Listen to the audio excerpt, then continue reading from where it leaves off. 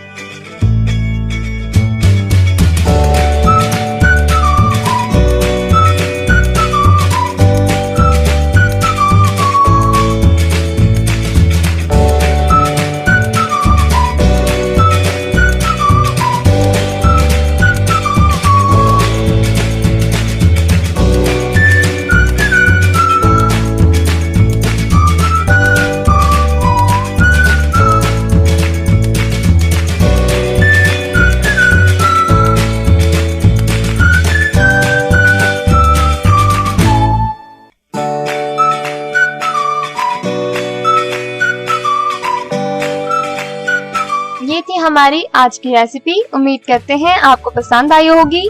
हमारी वीडियोस को लाइक करें और इसे शेयर करें अपने दोस्तों के साथ। अगर आपने हमारा चैनल अभी तक सब्सक्राइब नहीं किया तो इसे अभी सब्सक्राइब करें और बेल आइकन को क्लिक करके हमारी लेटेस्ट वीडियोस के बारे में अपडेट जानें। मजेदार।